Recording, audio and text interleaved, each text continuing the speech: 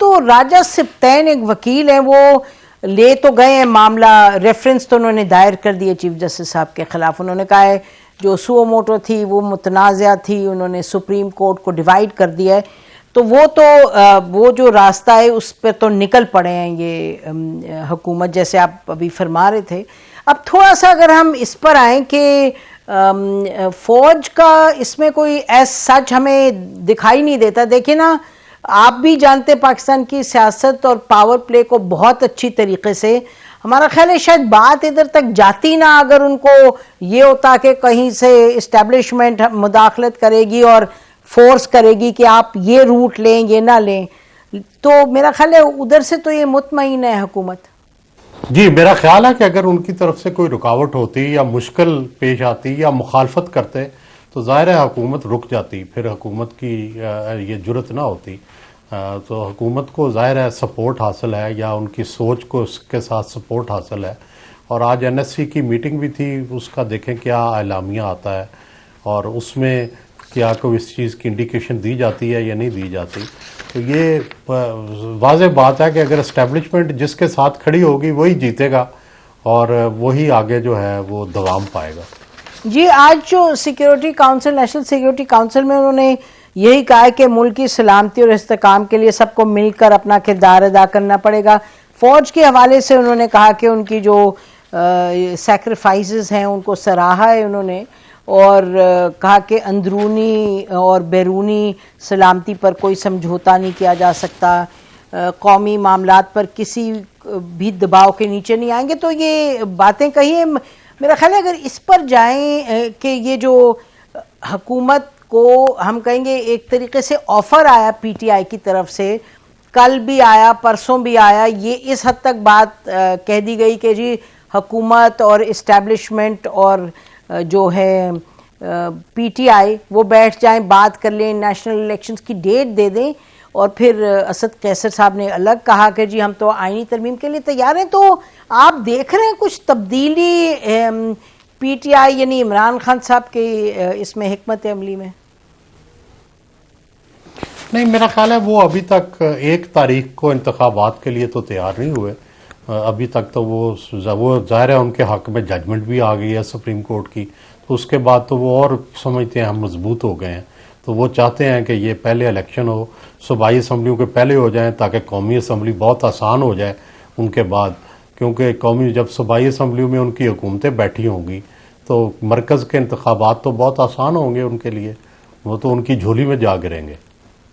तो अगर उनको लगता है कि ये इतना ही आसान है, एक तो जो आप फरमा रहे हैं जो हम सबको नज़र आ रहा है, उनको भी यकीनन नज़र आ रहा होगा कि जजमेंट जो है वो इनके हक में ज़रूर आई होगी, इनके मौक़िफ़ के हक में, लेकिन बहरहाल वो कितना ज़्यादा तनाव पैदा हो गया और ये जजमेंट इम्प्लीमेंट होने को तो नहीं है, लगता तो नहीं है। तो इस सूरत में यानी कि उनकी जो स्ट्रैटेजी थी कि जी हम इनको घर भेजें असेंबलीज़ को और we'll get national election, Sohail Waraich साहब वो तो प्रोविंशियल इलेक्शन होते हुए दिखाई नहीं दे रहे।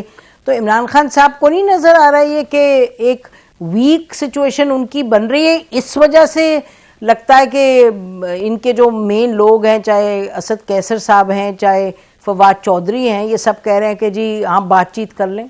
जी, बातचीत तो देखें, खान साहब बड़े दिनों से कह रहे हैं, हम भी डेलीगेशन में मिले थे उनसे, सिविल सोसाइटी का भी फिर एक वफद मिला था और खान साहब ने कहा था मैं तैयार हूँ बातचीत के लिए। लेकिन सवाल ये है ना कि जो मौजूदा हुकूमत है और इस्टेब्लिशमेंट है उनको ये डर है कि ये इंतकाम लेंगे, और खान साहब इस तरह की बहुत सारी बातें कर भी चुके हैं, पुलिस अफसरों के खिलाफ कर चुके हैं, जर्नैलों के खिलाफ कर चुके हैं, सियासतदानों के खिलाफ कर चुके हैं। तो उस सिलसिले में वो कोई एश्योरेंस देने को तैयार नहीं है। तो कौन है जो खुद ये दावत दे के आओ आके मुझसे इंतकाम लो, उन्हें इक़्तिदार का रास्ता दें। हुकूमत देने को तैयार नहीं है, ना इस्टेब्लिशमेंट देने को तैयार है, इसीलिए कि उन्हें डर है कि ये आके कोई हिसाब लेंगे, ये आके इंतकाम लेंगे। तो ये चीज़ इन्हें वाज़े करनी चाहिए अपनी तकरीरों में भी कि हम इंतकाम नहीं लेंगे। हम जो है जिस तरह से पाकिस्तान में इंतकाम की रवायत मोहतरमा बेनज़ीर भुट्टो ने नहीं लिया, तो खान साहब को भी चाहिए कि ये आप चीज़ दफन कर दें। तो इससे ही उनके इक़्तिदार में आने की राह हमवार सकती है। सिर्फ मुज़ाकरात से तो नहीं हो सकती। मुज़ाकरात में तो जाहिर है उनकी ये शर्त होगी, वो बार बार नून वाले कहते हैं कि अच्छा फिर आपने जो पिछली दफ़ा हमें हुकूमत से निकाला है फ़ौज के साथ मिलके, उसकी माफ़ी मांगें। आपने जो हमें गलत सज़ाएं दी हैं उनकी माफ़ी मांगें। वो खान साहब ज़ाहिर है ना मांग सकते हैं, ना सियासी तौर पर उन्हें ये सूट करता है, तो इसलिए मुज़ाकरात भी नहीं हो पा रहे। तो आपको आखिर में कि आपको लग रहा है कि बज़ाहिर आने वाले यानी कि दिनों में आपको मुज़ाकरात होते हुए दिखाई नहीं दे रहे? जी, नून फिलहाल मुज़ाकरात के लिए उस वक्त तक तैयार नहीं है जब तक पीटीआई जो है वो मुस्तकबिल के बारे में और माजी के बारे में वजाहत ना करे। वो कहते हैं कि जितनी देर तक ये वजाहत नहीं होती, जितनी देर तक मुस्तकबिल के बारे में वो बात वाजे नहीं करते, उतनी देर तक हम क्यों मुज़ाकरात करें। जब हमने सब कुछ फेस करना है तो फिर मुज़ाकरात किए बगैर ही फेस करेंगे, मुज़ाकरात करके क्यों फेस करें।